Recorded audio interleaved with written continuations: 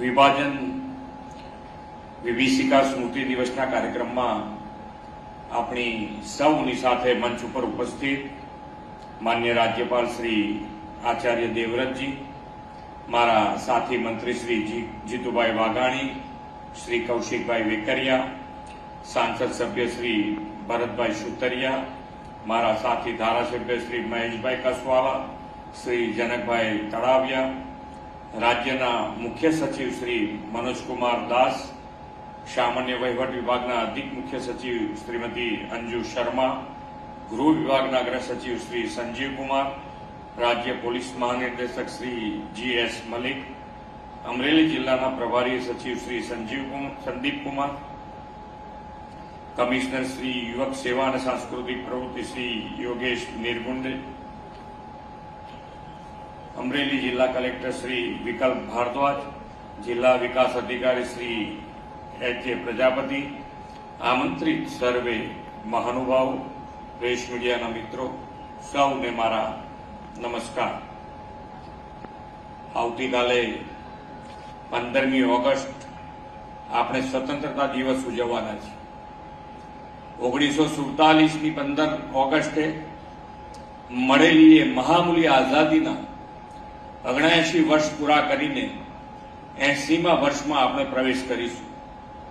દર વર્ષે 15મી ઓગસ્ટે સૌ દેશવાસીઓ આઝાદીનો ઉત્સવ ખૂબ જ આનંદ અને ગૌરવ સાથે ઉજવે છે, પરંતુ આઝાદીના ઉમંગ, ઉત્સાહ અને ઉલ્લાસ પાછળ એક એવું દર્દ છુપાયેલું છે તે દેશ ક્યારેય ભૂલી શકે તેમ નથી. 1947માં 15મી ઓગસ્ટની સવારે ભારતમાં આઝાદીનો નવો સૂરજ ઉગ્યો. તેના બરાબર એક દિવસ પહેલા દેશનું વિભાજન થયું હતું. 14મી ઓગસ્ટ 1947નો એ દિવસ ભારતના ઇતિહાસનો અત્યંત કરુણ દિવસ છે. તે દિવસે માત્ર જમીનના ટુકડા નહોતા થયા, પણ લાખો પરિવારો વિખેરાઈ ગયા હતા. લાખો લોકોએ પોતાના ઘર, બાર, ખેતર અને સદીઓ જૂના સંબંધો એક જ રાતમાં છોડીને જતું રહેવું પડ્યું. વિભાજનના એ દિવસનું દુઃખ આજે પણ અનેક ભારતીયોના હૃદયમાં કારમો ઘા બનેલું છે.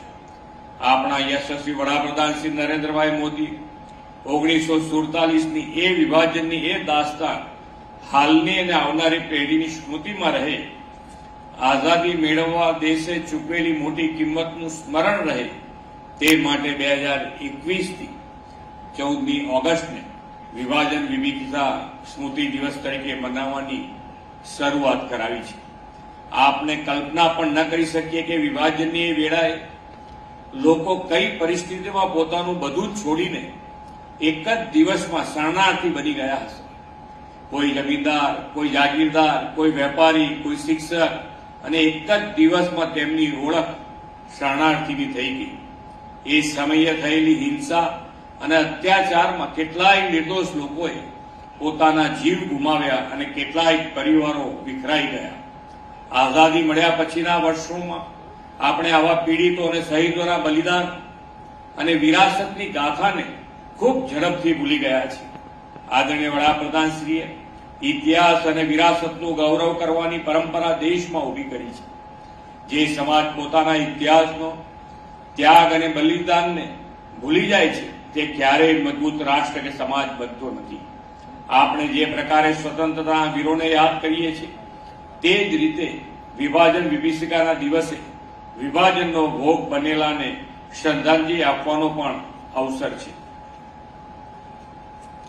આ મહામૂલી આઝાદી આપણને અનેક બલિદાનોની વેદથી મળી છે, અને એ બલિદાનોના યથાયોગ્ય શ્રદ્ધાંજલિ આપીએ એ પ્રત્યેક નાગરિકની નૈતિક જવાબદારી છે. આપણે આઝાદી માટે મરી ફીટવાની અને રાષ્ટ્ર કાજે બલિદાન આપવાની તક નથી મળી, પરંતુ વડાપ્રધાન શ્રી નરેન્દ્રભાઈએ આઝાદીના લડવૈયાઓના સપનાના ભારતના નિર્માણનો તથા રાષ્ટ્ર માટે જીવી જાણવાનો અવસર આપણને આપ્યો છે. વિભાજન વિભીષિકા સ્મૃતિ દિવસની આ ઉજવણી માત્ર ભૂતકાળની પીડાને યાદ કરવાની નથી, પરંતુ ઇતિહાસમાંથી બોધપાઠ લઈને ભવિષ્યને વધુ સુરક્ષિત, સંવેદનશીલ અને એકતાપૂર્ણ બનાવવાનો સંદેશ છે.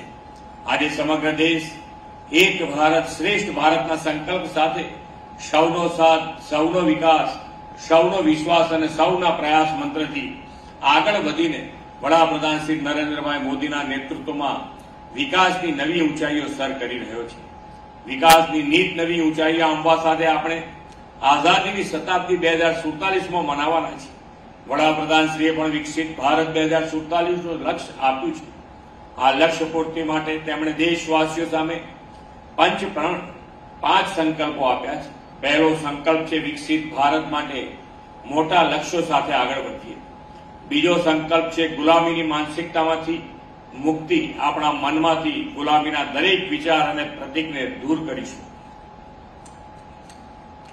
ત્રીજો સંકલ્પ છે આપણી સંસ્કૃતિ, વિરાસત અને વારસાનું ગૌરવ કરીએ. ચોથો સંકલ્પ છે જાતિ કે ધર્મના ભેદભાવ ભૂલીને દેશની એકતા માટે કામ કરીશું. પાંચમો સંકલ્પ છે પોતાની જવાબદારીઓ અને ફરજોનું નિષ્ઠાપૂર્વક પાલન કરીશું. આ પંચપર્ણને જીવનનો હિસ્સો બનાવીને આપણે શ્રી મોદી સાહેબના નેતૃત્વમાં વિકસિત ભારતનું નિર્માણનો નિર્ધાર પાર પાડીએ. દેશ કાજે પોતાના પ્રાણોની આહુતિ આપનાર શહીદ વીરો એ માટે આપણને આશીર્વાદ આપતા રહે એ જ અભ્યર્થના સાથે વિરમું છું. ભારત માતા કી જય. વંદે માતરમ. જય જય ગરવી ગુજરાત.